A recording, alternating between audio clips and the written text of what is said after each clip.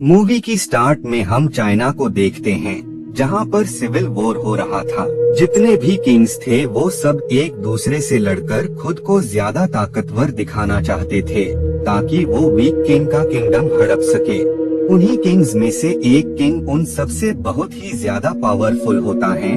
उस किंग ने बहुत सारे किंगडम को जीता होता है और टाइम के साथ वो किंग और भी ज्यादा पावरफुल होता जा रहा था, क्योंकि वो लगातार अपने युद्ध लड़ने की कला में इम्प्रूवमेंट कर रहा था। जिस वजह से एक टाइम ऐसा आ गया था जब कोई भी किंग उससे जीत नहीं पा रहा होता है। टाइम के साथ उसने सारे किंगडम को अपने अंडर में कर लिया होता है, लेकिन अब किंग काफी बूढ़ा और कमजोर होता जा रहा था और अब उसे बस एक ही चीज का खौफ रहता था और वो था उसकी मौत। किंग को पता लगता है कि उसके किंगडम में एक विच है जो कि इमॉर्टल है, यानी वो कभी बूढ़ी नहीं हो सकती और न ही वो कभी मर सकती है। जिस वजह से किंग अपने सैनिक को उस विच को पैलेस में लाने का कहता है, जिसके बाद वो सोल्जर विच को लेकर पैलेस में आ जाता है। किंग विच से उसकी इमॉर्टैलिटी का राज पूछता है और वो उससे कहता है कि क्या वो उसे भी इमॉर्टल कर सकती है, जिस पर वो विच किंग को हाँ में जवाब देती है। जिसके बाद विच बुक की हेल्प से कुछ स्पेल्स को रीड करने लगती है, जिसके बाद ही किंग इमॉर्टल हो जाता है। बाद में किंग विच के साथ बाहर आता है, जहां वो अपने सोल्जर पर जुर्म कर रहा होता है और बाद में किंग उस सोल्जर को मरवा देता है। ये देखकर विच को पता लग जाता है कि किंग असल में बहुत ही बुरा शख्स है और इमॉर्टल होकर भी वो लोगों पर जुर्म ही करेगा। जिसके बाद किंग विच पर भी नाइफ से अटैक कर देता है ताकि विच किसी और को इमॉर्टल न कर सके। किंग की हरकतों की वजह से विच किंग और उसकी पूरी आर्मी को कर्स्ड यानी श्राप दे देती है, जिस वजह से किंग और उसकी पूरी आर्मी पत्थर के बन जाते हैं। वक्त गुजरता जाता है, किंग और उसकी आर्मी के स्टैचू रेत में दफन हो गए होते हैं। इसके बाद हम एक शख्स को देखते हैं जिसका नाम एलेक्स होता है। एलेक्स असल में रे और इवलीन का बेटा होता है। एलेक्स ने प्रोफेसर के साथ मिलकर उस कर्स्ड किंग और उसके किंगडम को ढूंढ निकाला होता है। बाद में उसे पैलेस के अंदर जाने का रास्ता मिलता है, जिसके बाद एलेक्स और उसके साथ कुछ लोग उस प्लेस पर आ जाते हैं। वहाँ पर उन्हें उसी किंग की कर्स्ड आर्मी मिलती है, जिसे विच ने ही कर्स्ड दिया होता है। एलेक्स को वहाँ काफी सारे सीक्रेट डोर्स भी नजर आते हैं। एलेक्स जब उन सबको देख ही रहा होता है कि अचानक एक शख्स उस पर अटैक कर देती है और जब एलेक्स उसका नकाब हटाता है तो वो असल में एक लेडी होती है। एलेक्स को ये देखकर कुछ भी समझ नहीं आता है कि आखिर उसने उस पर अटैक क्यों किया। खैर, इधर हम रे और इवलीन को देखते हैं, जिनके पास एक शख्स आया होता है। वो उन्हें बताता है कि ब्रिटिश गवर्नमेंट उन दोनों के जरिए चाइना को डायमंड वापस करना चाहती थी, क्योंकि डायमंड असल में चाइना का ही था। जिसके बाद ये दोनों चाइना में आ जाते हैं, जहां पर वो इस डायमंड को चाइना के लोगों को देने वाले थे।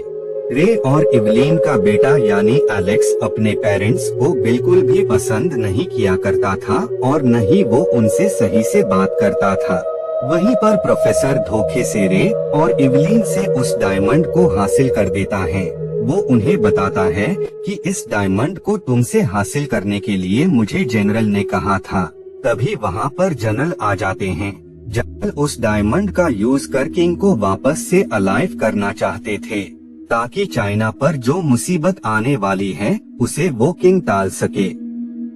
बाद में जनरल किंग के कर्स्ट को खत्म कर देते हैं। उस कर्स्ट के बाद किंग और भी ज्यादा पावरफुल होकर लौटता है। वो लोग किंग पर काफी फायरिंग करते हैं, लेकिन इसका उसके ऊपर कोई भी असर नहीं होता है। बाद में किंग और जनरल वहाँ से भागने लगते हैं, जिस वजह से एलेक्स उनके व्हीकल को रोकने की काफी कोशिश करता है। तभी वहाँ पर उस किंग को रोकने वो शख्स भी आ जाती हैं, जिसने एलेक्स पर अटैक किया था, लेकिन वो दोनों मिलकर भी किंग को भागने से नहीं रोक पाते हैं।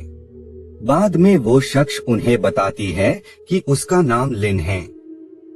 लिन उन्हें बताती है कि किंग के पास जो डायमंड हैं, अगर वो उसे हिमालय में बने गोल्डन आई में रखने में कामयाब हो गया तो उसे उस प्लेस के बारे में पता लग जाएगा जहाँ का पानी पीने से वो हमेशा के लिए इमॉर्टल हो जाएगा, और साथ ही उसमें इतनी पावर्स आ जाएगी जिसके चलते वो अपनी आर्मी को वापस से अलाइव कर सकता है। लिन उन्हें बताती है कि किंग को रोकने और उसे खत्म करने का बस एक ही तरीका है, और वो है ये खंजर। जिसके बाद रे, इवलीन, एलेक्स और बाकी सब हिमालय में आ जाते हैं। जब उन्हें जनरल के लोग देख लेते हैं तो वो उन लोगों पर अटैक कर देते हैं, जिस वजह से उन लोगों में फायरिंग स्टार्ट हो जाती है, और उसी बीच वहाँ पर हिम मानव आ जाते हैं जो कि उस आर्मी को जल्द ही खत्म करने लगते हैं। इधर हम किंग को देखते हैं जो कि उस डायमंड को उसकी जगह पर रख देता है, तो उसे उस लोकेशन के बारे में पता लग जाता है जहाँ का पानी पीने से वो इमॉर्टल हो सकता था। इधर हम रे को देखते हैं जिन्हें एलेक्स को सेव करते हुए एक नाइफ लग गया होता है, और अब उनकी कंडीशन लगातार बिगड़ती ही जा रही थी, जिस वजह से हिम मानव रे को लिन की मॉम यानी उसी विच के पास ले आते हैं जिसने किंग को पत्थर का बनाया होता है। लिन की मॉम रे को हील कर देती हैं, जिस वजह से उनकी जान बच जाती है। इधर किंग उस प्लेस पर आ गया होता है जहाँ पर वो जादुई पानी होता है। बाद में जब किंग उस पानी में जाता है तो उसमें काफी सारी पावर्स आ जाती हैं, जिसके बाद ही किंग एक बहुत ही बड़े जायंट में तब्दील हो जाता है। बाद में वो किंग लिन को लेकर वहाँ से निकल जाता है। विच रे को बताती है कि किंग उसकी बेटी को उस प्लेस पर गया है जहाँ पर उसकी कर्स्ड आर्मी है, ताकि वो अपनी आर्मी को वापस से अलाइव कर सके। इधर जब विच को किंग के इरादों के बारे में पता लगता है तो वो अपनी पावर से एक दूसरी आर्मी को अलाइव करती है ताकि वो आर्मी किंग की आर्मी का सामना कर सके, लेकिन इस वजह से वो अपनी इमॉर्टल की पावर खो देती है, जिसके बाद ही उन दोनों आर्मी के दरमियान फाइट स्टार्ट हो जाती है। इधर किंग विच पर अटैक कर उसे इंजर्ड कर देता है, जिस वजह से विच नाइफ को रे को दे देती है और उस विच की डेथ हो जाती है। बाद में ये दोनों किंग के पास आ जाते हैं, जिस वजह से उन लोगों में फाइट स्टार्ट हो जाती है, लेकिन वो अभी भी किंग को हरा नहीं पा रहे होते हैं, क्योंकि किंग उन सबसे बहुत ही ज्यादा पावरफुल होता है। लेकिन बाद में वो फाइनली किंग को उस नाइफ की हेल्प से खत्म कर देते हैं।